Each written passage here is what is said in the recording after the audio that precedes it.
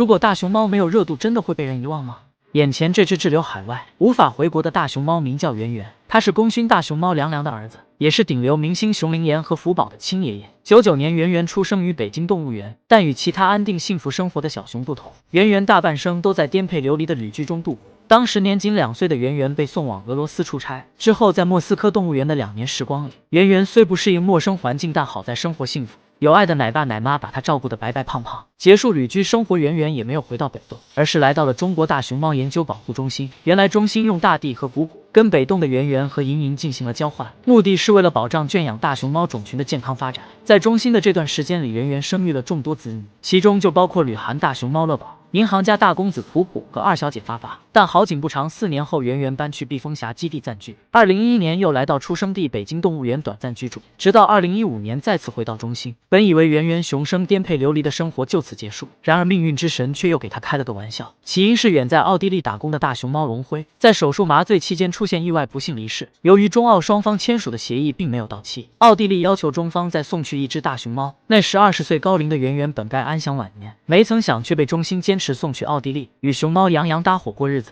而按照协定，圆圆和杨洋本该在今年4月回国，可如今已经过去整整半年时间，却仍没有2只大熊猫要回国的消息，并且圆圆已经24岁，杨洋也有23岁，相当于人类90多岁的高龄，一生都在四处飘摇，却等不来回家的机票。难道没有热度的大熊猫就该被人遗忘吗？不过值得庆幸的是，2只熊猫在奥地利生活得很好。园方对2只大熊猫的繁育始终坚持不干预、尊重自然天性的理念。当初杨洋生下龙凤胎福丰福半后，就是自己独自抚养的2只崽崽。园方还特地准备了模拟野外环境的树洞，在百天宴会上，园方也没有展出熊猫宝宝，而是贴心的放上投屏，并请来中国武士队庆祝。因为圆圆身体一直不好，吃东西也嚼不碎，奶妈就把剪碎的竹叶和金饲料煮粉混合在一起，捏成一团一团的丸子放盆里给它吃，并且园方从不过多消耗杨洋和圆圆。每天参观熊猫馆的游客都是限时限人数的，闲来无事，圆圆最喜欢躺在后花园晒太阳。浑身上下白白净净、肉乎乎的，这健康状况丝毫不逊色国内的老年熊。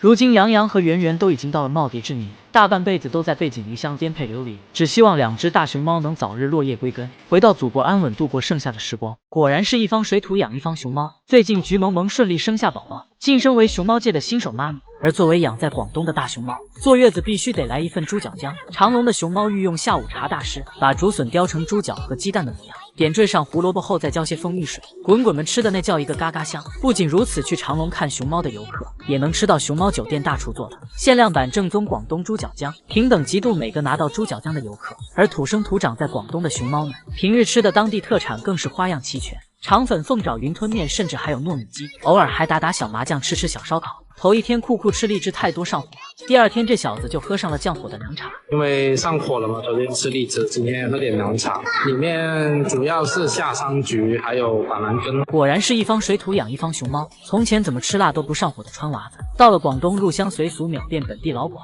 而生活在陕西秦岭的熊猫七仔，不仅有一身隐藏款棕色皮大衣，还能听懂饲养员的陕西话呼唤。起飞！回来，回来！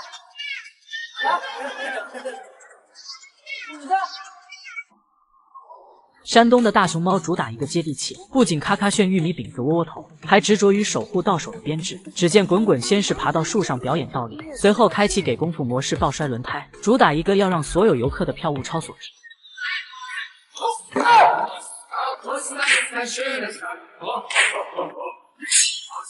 此外，日本出生的香香公主主打一个软萌可爱，偶尔调皮的抱住饲养员的腿不撒手，长大后更是文文静静的小女孩。然而香香回国后直接血脉苏醒，不仅吃笋笋比以前豪横多了，甚至还换上了避风峡校服。香软公主直接爆改挖你小屁孩。而如意到俄罗斯后同样画风突变，一跃成为武力值爆棚的功夫熊猫。只因洗澡时看不惯蓝色水桶，就直接站起来大力出奇迹哐哐搬，很难不怀疑她平日喝的都是伏特加，说不定哪天如意还能开着战斗机回家。下飞机后嘴里就冒出一句乌拉。相较之下，出生在法国的圆梦小王子，单是泡个澡浑身就散发着优雅气质，感觉下一秒就要掏出一瓶82年红酒了。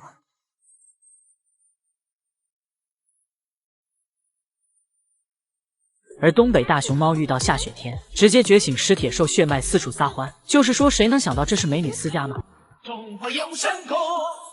扫一大片，那个千条一条线，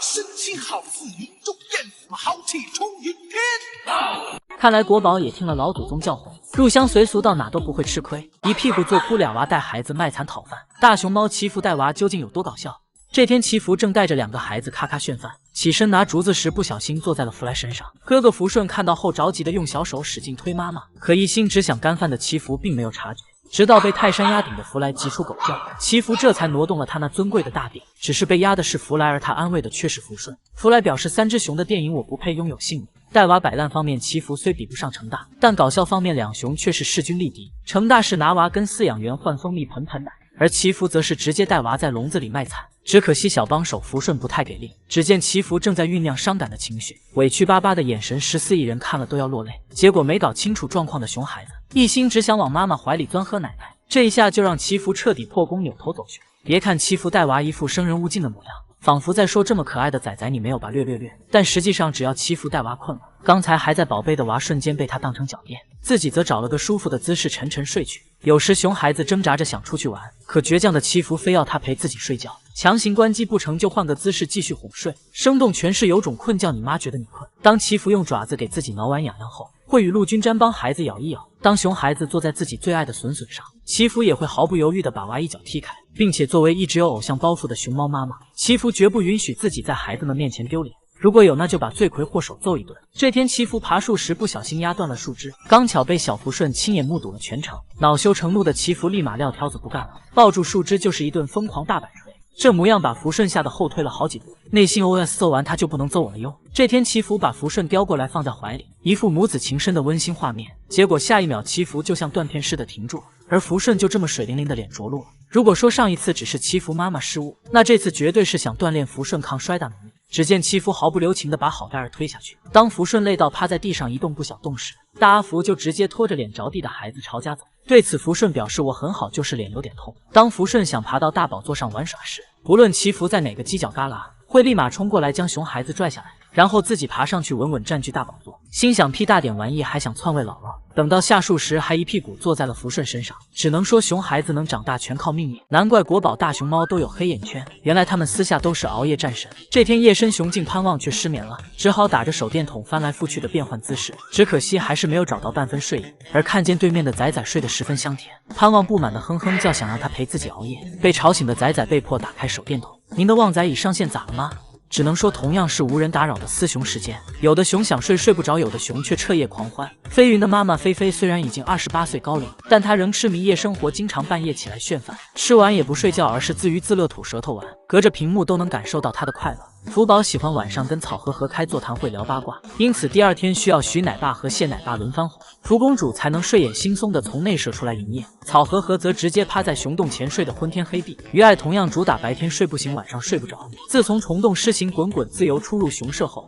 爱爱隔3差5就打着手电半夜出门吃宵夜，这作息时间简直和当代年轻人一模一样。基地之花北川身为被救助的野生熊猫，从小没在野外吃过什么好东西，因此夜深雄静时他果断选择偷偷炫饭，左一口右一口，朋友们少吃一点点。最后做贼心虚的他被竹筐吓了一哆嗦。如果说熊猫界谁的夜生活最丰富，那绝对是生活在峦洞的显眼包灵岩。白天他哐哐整活抽时间炫个饭，晚上他排练新节目发誓第二天惊艳众人。只是苦了住在他隔壁的麦公子，每天都被叮铃哐啷的声音吵得无法入眠。其他小熊的黑眼圈不一定是真的，而麦麦的黑眼圈一定是真的。为了报复灵岩，他果断加入熬夜小分队，不是咯吱吱啃木头，就是噼里啪啦吃竹子，主打的就是一个互相伤害的不平。虽然熊猫宝宝需要更多的睡眠时间，但出生在大鹅的小乌拉却是熬夜小能手。丁丁妈都已经困得手电筒一闪一闪的，小乌拉却活力满满，还想让老妈陪她蹦迪。